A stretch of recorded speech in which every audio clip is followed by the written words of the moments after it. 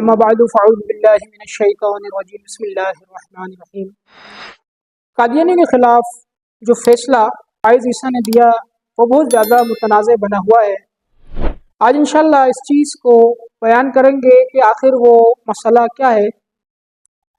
سب سے پہلے تو یہ بات ذہن میں رہے یا یہ بات ذہن نشین رہے کہ قادیانی ہیں وہ کافر ہیں، مرتد ہیں اور بدترین مخلوق ہیں۔ وہ مسئلہ ہے کہ جس میں کوئی دو رائے نہیں، یعنی یہی مسلمان کا ایمان ہے، مسلمان کا یقین قطعی ہے کہ حضور سید عالم صلی اللہ علیہ وسلم کے بعد کوئی دوسرا نبی نہیں آئے گا، نہ ذلی نبی آئے گا، نہ کسی قسم کا کوئی نبی حضور علیہ الصلوۃ والسلام کے بعد نہیں آئے گا۔ یہاں تک بھی کتب کے اندر بیان کیا گیا کہ اگر کسی کے دل میں ذرہ برابر بھی شک اس عقیدے کے متعلق ہے، یعنی یوں سمجھے کہ بالکل ادنا سا شک ہے، تھوڑا سا شک بھی کسی کے دل میں اس عقیدے کے متعلق ہے تو ایسا شخص بھی کافر ہے۔ قادیانیوں کی جو ایک رسوائے زمانہ تفسیر ہے، تفسیر صغیر، ان کے کسی کالج یا اسکول میں کوئی پروگرام تھا جس کے اندر انہوں نے تفسیر صغیر کو تقسیم کیا۔ وہاں پہ اس تفسیر صغیر جو رسوائے زمانہ تفسیر ہے اور تحریف شدہ تفسیر ہے وہ انہوں نے وہاں پہ تقسیم کی۔ اب یہ جو تفسیر صغیر ہے اس کے اندر حضور سید عالم صلی اللہ علیہ وسلم کے حوالے سے مغلظات بھرے پڑے ہیں، اسی طریقے سے اور بھی اس کے اندر اس طرح کی گستاخیاں موجود ہیں۔ اب جو فیصلہ ہے، جو چیف جسٹس نے فیصلہ دیا وہ یہ کہ جو مبارک شخص تھا وہ اس اسکول کا، اس کالج کا پرنسپل تھا، ہیڈ ماسٹر تھا، اور اس کی موجودگی کے اندر یہ ساری چیزیں، یہ تقسیم کاری اسی کی موجودگی میں ہوئی۔ اب اس سے پہلے ایک بات یاد رکھیے گا کہ یہاں پہ دو باتیں ہیں۔ ایک بات تو یہ کہ قادیانیوں کا قرآن پاک کو چھاپنا، قرآن پاک کی تفاسیر کو چھاپنا، یہ خود ایک جرم ہے۔ پاکستان کے آئین کے مطابق کوئی بھی شخص،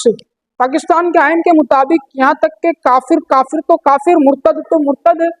کوئی مسلمان فرد واحد بھی قرآن پاک کو چھاپ نہیں سکتا، قرآن پاک کو نہیں چھاپ سکتا اور چھاپ کر قرآن پاک کی نشر و اشاعت نہیں کر سکتا۔ اگر کوئی ادارہ کرے گا تو اس کے لیے پورا شریعہ بورڈ قائم ہے، پہلے وہ ان سے اپنا لائسنس اپروو کروائے گا، اس کے بعد اس کو اجازت ملے گی، اس کے بعد وہ ادارہ یہ سارے کام اسٹارٹ کرے گا، اس کے بعد یہ ادارہ سارے کاموں کو انجام دے گا۔ اب یہاں پہ قادیانیوں نے جو باتیں کی، جو قادیانیوں کا مسئلہ وہ یہ کہ انہوں نے آئین کی دو شقوں کی خلاف ورزی۔ نمبر ایک یہ کہ انہوں نے قرآن پاک کو معاذ اللہ چھاپا،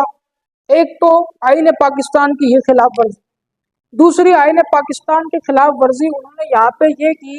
کہ انہوں نے اس قرآن کو معاذ اللہ تحریف شدہ قرآن، تحریف شدہ تفسیر کو چھاپا تو چھاپا، اس کے ساتھ اس کی نشر و اشاعت انہوں نے کی، یعنی لوگوں میں اس کی تقسیم کاری کی۔ چونکہ جہاں پہ یہ ایونٹ منعقد کیا تھا وہاں پہ کچھ مسلمان بھی پہنچے اور کچھ مسلمانوں نے یہ سارا معاملہ اپنی آنکھوں سے دیکھا اور وہ اس مسئلے کے چشمدید گواہ ہیں۔ اب جو مبارک شخص تھا، مبارک قادیانی تھا، اس کی ایف آئی آر درج کروائی گئی 2019 میں، اور ایف آئی آر درج کروانے کے بعد اس کا جو معاملہ تھا اس کا کیس کورٹ کے اندر چلا۔ اب جب اس کا کیس کورٹ میں چلنے لگا تو اس کے بعد قادیانیوں نے سیشن کورٹ کے اندر درخواست دی، کورٹ نے ان کی پٹیشن کو مسترد کر دی۔ اس کے بعد دوبارہ انہوں نے ہائی کورٹ کے اندر پٹیشن دائر کی، تو پھر جو ہائی کورٹ تھا، ہائی کورٹ نے بھی ان کی پٹیشن کو مسترد کر دیا۔ دوبارہ انہوں نے اسی طرح اس مبارک شخص کے لیے قادیانیوں نے سپریم کورٹ کے اندر پٹیشن دائر کی۔ جب قادیانیوں نے سپریم کورٹ میں پٹیشن دائر کی تو سپریم کورٹ کے اندر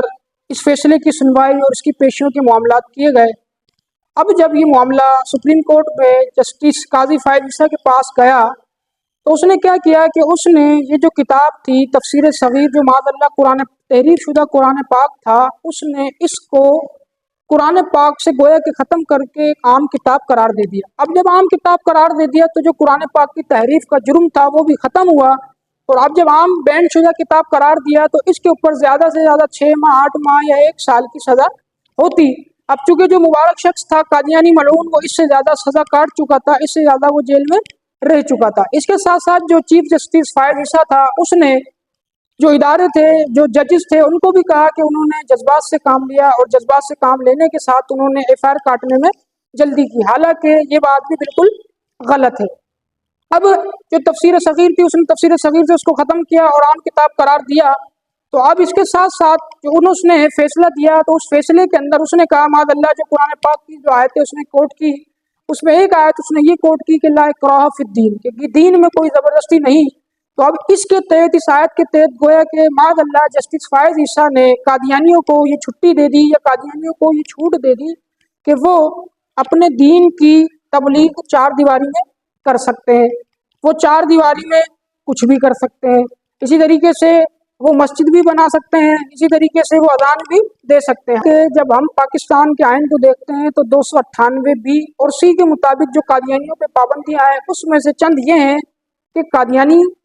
اپنی عبادت گاہیں نہیں بنا سکتے،